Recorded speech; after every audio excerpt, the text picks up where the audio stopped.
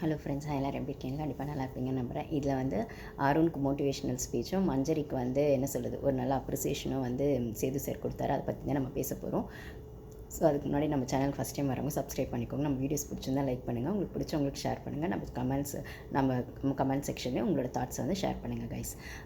Actually பார்த்திங்கன்னா அருண் எப்படி இருக்குது, இதெல்லாம் ஓகேவா, அதாவது அந்த இதெல்லாம் டாஸ்க்லலாம் கொஞ்சம் அடிபட்டுச்சு இல்லைங்களா, அதெல்லாம் ஓகேவா என்னென்னா, அதெல்லாம் ஓகே சார், அதெல்லாம் கேம் அந்த ஸ்போர்ட்டிவ்னஸ் தான், அதெல்லாம் ஓகே, ஒன்றும் பிரச்சனை இல்லை அப்படின்லான்ற மாதிரி சொல்லிடுறாரு. அதுக்கப்புறம் வந்து போன வாரம் அருணுக்கு விட்ட ரோஸில் இந்த வாரம் அவர் ஃபுல்லாக சைலண்ட்டாக இருந்தார் இல்லைங்களா. ஸோ அதை மீன் பண்ணுறாரு.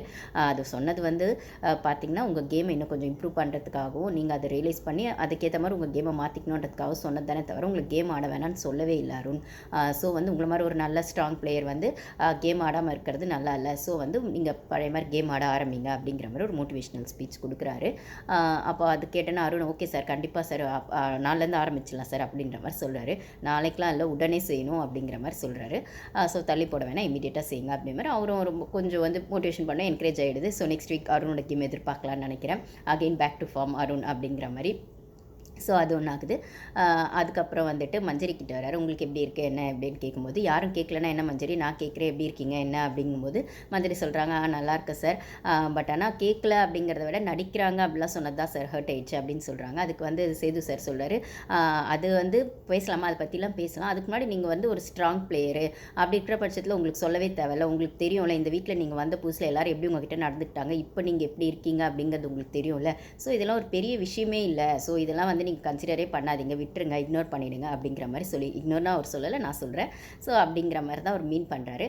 அதுக்கப்புறம் பார்த்திங்கன்னா வந்து இந்த மாதிரி வந்து உங்ககிட்ட ஏதோ சொல்லணுன்னா கூட எனக்கு யோசனையாக இருக்குது. என்னென்னு பார்த்தீங்கன்னா, நீங்கள் ஏதோ ஒரு விஷயத்தை வந்து கரெக்டாக பாயிண்ட் எடுத்து வச்சு ஒரு மாதிரி வந்து அதை வந்து ஸ்ட்ராங்காக சொல்கிறதுல நிற்கிறீங்க அப்படிங்கிற மாதிரி. அதாவது இப்போ அன்றைக்கி பவித்ரா கடிச்சதாகட்டும், இல்லைனா வந்து என்ன சொல்கிறது, ராணுவுக்கு வந்து அடிபட்டப்போ வந்து சாரி அவங்கவுங்க வந்து அது நடிக்கிறான்னு சொல்லிவிட்டு அதுக்கப்புறம் வந்துட்டு அது சாரி கேட்டு சரி பண்ணலான்னு சொல்கிறப்போ அந்த சாரி வந்து நீங்கள் இந்த இடத்துல கேட்கறத விட அதை செய்யாமே இருந்திருக்கலாம்ல அப்படிங்கிற மாதிரி சொன்னதாகட்டும். ஸோ அதெல்லாம் அந்த பாயிண்ட்ஸ்லாம் வந்து அந்த வீட்டில் இருக்கவங்க அவங்களுக்குமே வந்து மஞ்சரி வந்து அது ரொம்ப எக்ஸாகரேட் பண்ணுறாங்க, பெருசாக்குறாங்க. பவித்ரா சாரி சொன்னப்புறமா அதை பிரச்சனையாக்குறாங்க. அதுக்கப்புறம் அன்ஷிதா கூட ஜாக்லினும் மஞ்சரியை விளையாடும் போது அந்த கை கால் அந்த மாட்டிக்கிச்சின்னு சொல்லி பண்ணும்போதுலாம் அதை இன்னும் கொஞ்சம் பெருசாக்குறாங்க. அப்போல்லாம் சொல்லி எல்லாருக்குமே வந்து மஞ்சரி மேலே ஒரு தாட் வெளில வந்து சோஷியல் மீடியாவில் டாக் போயிட்டுருக்கு. அப்போ வந்து உள்ளே இருக்க கண்டஸ்டன்ஸுமே அதை மீன் பண்ணுறாங்க, மஞ்சரி பெருசாக்குறாங்கன்னு. அதை தான் சேது சார் சொல்லுவார். உங்கள்கிட்ட ஒரு விஷயம் சொல்லணும்னா கூட எனக்கு யோசனையாக இருக்குது என்னென்னா, ஆனால் அவர் பாசிட்டிவ் நோட்டில் சொல்லுவார் அதே விஷயத்தை. அதாவது நீங்கள் அந்த விஷயத்தை எடுத்து வச்சு அதை ஸ்ட்ராங்காக எடுத்து வச்சு உங்கள் பாயிண்ட் ஆஃப் வியூ கரெக்டாக எடுத்து வைக்கிறீங்கள, அது வந்து பார்க்க நல்லா இருக்குது, எனக்கு அதை நான் ரொம்ப ரசிக்கிறேன், இன்ட்ரெஸ்டிங்காக இருக்குது அப்படின்னு சொல்லி சூப்பராக ஒரு பாசிட்டிவ் நோட்டை வந்து எடுத்து வச்சு மஞ்சரிக்கு சொல்லும்போது அன்ஷிதாவோட ஃபேஸுக்கு ஒரு க்ளோஸ்அப் ஷாட். அதாவது இந்த வாரம் மஞ்சரி திட்டு வாங்க போகிறாங்க, ஜாக்லின் திட்டு வாங்க போகிறாங்க, ஜாக்லினுக்கு ரெட் கார்பெட் வேறு கொடுத்துட்டாங்க, ஜாக்லின் வெளில நெகட்டிவாக தான் தெரியுறாங்க அப்படின்னு சொல்லி பவித்ராவும் அன்ஷிதாவும் ரொம்பவே கான்ஃபிடென்ட்டாக இருப்பாங்க. அதுக்கு மேலே சௌந்தர்யா.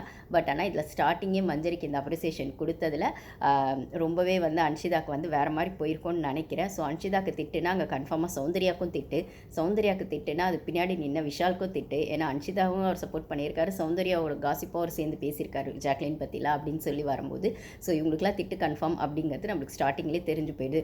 இவங்களுக்கு அப்ரிசியேஷனா அப்போ ஆப்போசிட்டில் நின்னவங்களுக்கு திட்டாக தானே இருக்கணும் அப்படிங்கிற மாதிரி அந்த இடத்துக்கு அது வந்துடுது. ஸோ அது நல்லா இருந்தது.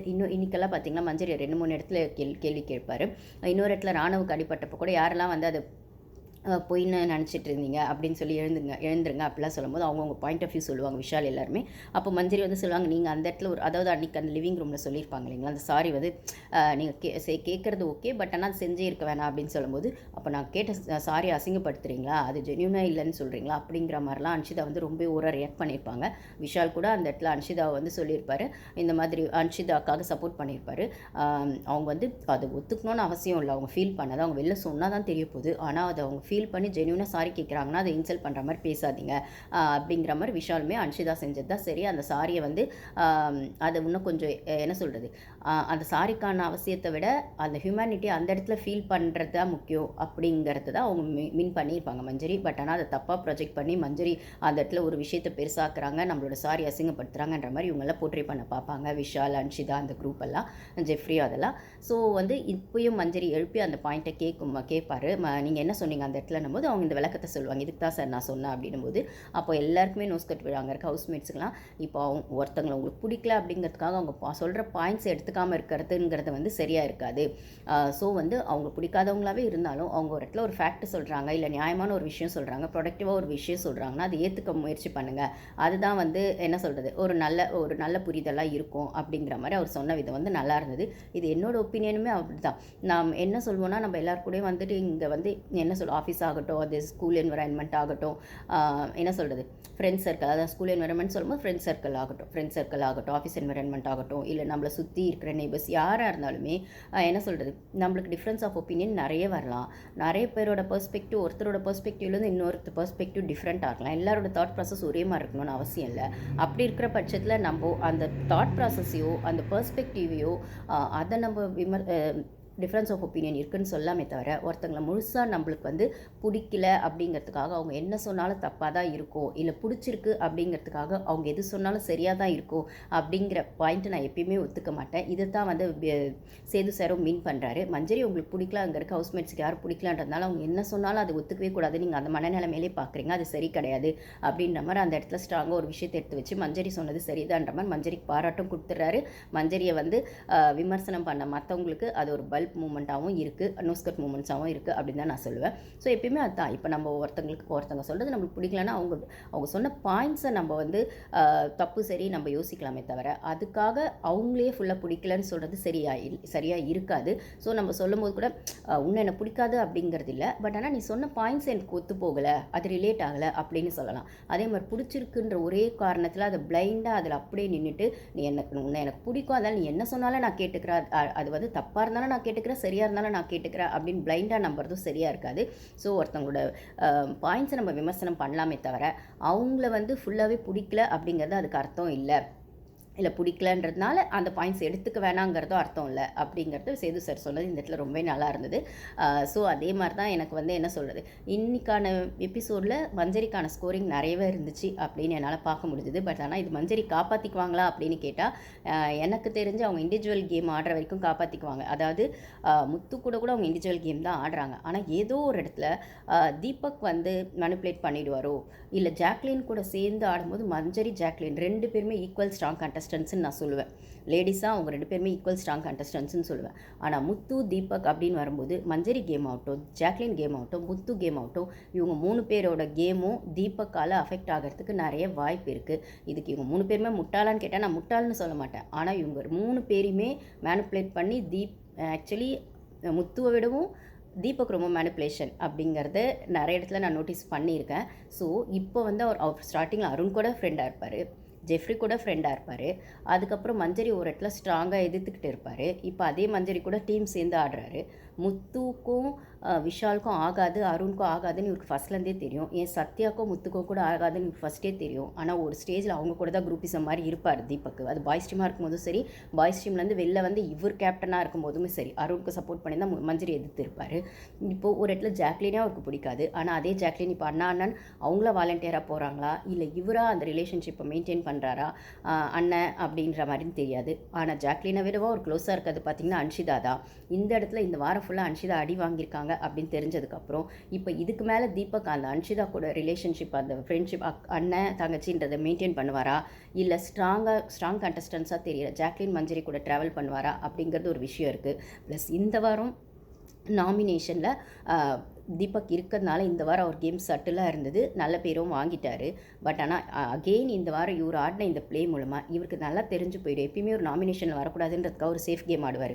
ஒன்று தன்னை யாருமே எதிர்க்காத மாதிரி பார்த்துக்குவார், இல்லை எதுக்குறவங்கள இவர் ஃப்ரெண்ட்ஸ் ஆக்கிக்குவார். இந்த 2 ஸ்ட்ராட்டஜி அவர் நல்லாவே பண்ணுவார். நம்ம வந்து ஜெஃப்ரி ஸ்ட்ராட்டஜி பேசுகிறோம், ரயான் ஸ்ட்ராட்டஜி பேசுகிறோம், ஜாக்லின் ஸ்ட்ராட்டஜி பேசுகிறோம், ஏன் முத்தோட ஸ்ட்ராட்டஜி கூட பேசுகிறோம், வாரம் ஒன்று பண்ணுறாரு செய்கிறாருன்னு. ஆனால் தீபக்கோட ஸ்ட்ராட்டஜி யாருமே அங்கே பேசுகிறதே கிடையாது. தீபக் ஒரு சைலண்ட்டாக ஒரு ப்ளே பண்ணிருக்காரு, நான் அப்பப்போ சொல்லிட்டே இருப்பேன். ஸோ இந்த வாரம் இவர் வந்து முத்து, மஞ்சரி, ஜாக்லின் இவங்க கூடலாம் சேர்ந்து கேம் ஆடி இருக்காரு அப்படின்னு சொல்கிற பட்சத்திலே தீபக் அந்த இடத்துல ஒரு சைலண்ட் ப்ளே பண்ணியிருக்காருன்னு தான் அர்த்தம். அவருக்கு வந்து டாஸ்கில் டஃப் கொடுத்துருக்கலாம், பட் ஆனால் ஒரு சைலண்ட் ப்ளே பண்ணியிருக்காருன்னு தான் அர்த்தம். அப்புறம் அடுத்த வாரம் நாமினேஷன் ப்ராசஸ்னு வரும்போது ரயான் தான் வந்து தீபக்கை நாமினேட் பண்ணார், பவித்ரா ஒரு நாமினேஷன் பண்ணாங்க. அது வந்து ஓப்பன் நாமினேஷன்லாம் இருந்ததுனால நடந்தது. ஒருவேளை க்ளோஸர் நாமினேஷனாக இந்த வாரம் வச்சாங்கன்னா, ஓப்பனாக வந்தால் திருப்பி எல்லோரும் நாமினேஷன்லாம் வந்துடுவாங்க. ஆனால் க்ளோஸ் நாமினேஷனாக வச்சாங்கன்னா திருப்பி இவங்களாம் தப்பிக்க வாய்ப்பு இருக்குன்னும் போது இவங்க கூட இருக்கவங்களே, இவங்க ஃப்ரெண்ட்ஸாக வச்சுக்கிட்டாங்கன்னா அகெயின் இவங்க நாமினேஷனில் வரமாட்டாங்கன்ற ஒரு சேஃப் கேமை தீபக் எப்பயுமே ஆடிக்கிட்டே இருப்பார். ஸோ இந்த வாரமும் அது கண்டினியூ ஆச்சுன்னா முத்து மேபி நாமினேஷனில் வரத்துக்கு வாய்ப்பு இருக்குது. இல்லை ஒரு 50-50 எப்பயுமே அது ஒரு விஷயமே இல்லை. அவர் ஆப்வியஸாக டைட்டில் வின்னர்மா அது விஷயம் இல்லை. ஆனால் ஜாக்லின் கண்டிப்பாக நாமினேஷனில் வருவாங்க, மஞ்சரி கண்டிப்பாக நாமினேஷனில் வருவாங்க. ஆனால் அந்த இடத்துல தீபக் எஸ்கேப் ஆகுறாரு அப்படின்னா அந்த இடத்துல மஞ்சரியும் ஜாக்லினும் முத்துவோ உஷாராகணும். நாமினேஷனில் வராமல் தீபக் எஸ்கேப் ஆகாமல் ஒரு கேம் ஆடிட்டுருக்காரு, ஆனால் அவர் கூடவே ட்ராவல் பண்ணுறக்க நம்மளாம் நாமினேஷனில் வரும் அப்படிங்கிற மாதிரி ஒரு விஷயத்த ஜாக்லின் யோசிக்கிறாங்களோ இல்லையோ, ஆனால் மஞ்சரி யோசிக்கணும் அப்படின்னு நான் சொல்லுவேன். அந்த இடத்துல தீபக்கோட கேம் மஞ்சரியோட கேமை அஃபெக்ட் பண்ணும் அப்படிங்க என்ன கேட்டால் மஞ்சரியும் தீபக்கும் ஒரே ஓட்டிங் ப்ராசஸில் தான் இருக்காங்க. பெருசாக 2 பேருக்கும் டிஃப்ரென்ஸ் இல்லை அப்படின்னும் போது மஞ்சரி கொஞ்சம் இன்னும் கொஞ்சம் ஜாஸ்தியாக தன்னோட பொட்டென்ஷியலை போடணும் போதும் இல்லை தீபக் கூட எந்தளவுக்கு அவங்க ஓப்பனாக பேசுகிறாங்க செய்கிறாங்கன்றத மீறி தீபக்கோட அந்த ஒரு ஸ்ட்ராட்டஜியும் இவங்க புரிஞ்சுக்கிட்டு ஆடணும். அதுதான் மஞ்சரிக்கான ஒரு ஸ்ட்ராங் கேமாக இருக்கும் அப்படின்னு எனக்கு தோணுது. ஸோ நெக்ஸ்ட் வாரம் நாமினேஷன் ப்ராசஸில் இதை நீங்கள் நோட் பண்ணுங்கள். உங்களுக்கு தெரியும் தீபக் இவங்கெல்லாம் வருவாங்க வரமாட்டாங்க அப்படிங்கிறத விட தான் வராமல் இருக்கணுன்றதுக்காக என்ன வேணால் செய்வார். ஸோ இந்த பிளேயில் மஞ்சரி மாட்டாமல் இருக்கணும் அப்படிங்கிறது என்னோடய ஒப்பீனியன். அப்படி அவங்க மாட்டாமல் இருந்தாங்கன்னா எஸ்கேப் ஆனாங்க அப்படின்னா அவங்க டாப் 5ல் வரதுக்கான நிறைய பாசிபிலிட்டிஸ் இருக்குது. பட் ஆனால் ஏதோ ஒரு இடத்துல தீபக் ட்ராப்பில் இவங்க மாட்டிடுவாங்களோ அப்படின்னு எனக்கு தோணுது. ஓகே கைஸ், நம்ம நெக்ஸ்ட் வீடியோவில் பார்ப்போம். ஸோ மஞ்சரியோட இந்த பாசிட்டிவ் பிளே இன்னுமே நல்லா கண்டினியூ ஆகணுன்றது தான் என்னோட ஒப்பீனியனும். ஜாக்லின் ஆர் மஞ்சரி அப்படின்னு வர இடத்துல 2 பேருமே ஸ்ட்ராங் கண்டஸ்டன்ஸ் ஈக்குவல் டஃப் கொடுக்குறவங்க அப்படின்னு வர இடத்துல இவங்க 2 பேரில் யார் ஸ்கோர் பண்ணாலும் எனக்கு ஹாப்பி தான். முத்து ஓகே ஆப்வியஸாக டைட்டில் வின்னர், பட் ஆனால் அந்த செகண்ட் தேர்ட் அப்படின்னு அந்த டாப் 5ல் வர இடத்துல இவங்க 2 பேரும் வரணுன்றது என்னோட ஒப்பீனியனும் தான் இருக்குது. அதுக்கு மஞ்சரி எவ்வளோ இன்னும் பொட்டென்ஷியல் போடுறாங்க அப்படிங்கிற ஒரு விஷயத்தையும் நம்ம பார்க்கணும். ஆனால் தீபக் பார்த்திங்கன்னா சேஃப் கேமே ஆடிட்டு நாமினேஷன்லேயே வராமல் இந்த வாரம் ஃபுல்லாக ஜென்யூனாக இருக்க மாதிரி ஒன்று காட்டிக்கிட்டு இல்லை ஒரு ஸ்டேஜில் ஆட்டிடியூடாக இருக்க மாதிரி ஒன்று காட்டிக்கிட்டு அவரும் கேம் பிளே மாற்றிக்கிட்டே தான் இருக்கார். ஆனால் அதை யாருமே விமர்சனம் பண்ணலை அப்படிங்கிறது தான் அங்கே ஒரு கொஸ்டினாகவே இருக்குது. ஸோ பார்ப்போம் கைஸ் இது எப்படி போகுது அப்படின்னு. மஞ்சரியோட பிளேக்கு நம்மளும் கங்க்ராட் சொல்லுவோம் கைஸ். தேங்க்யூ.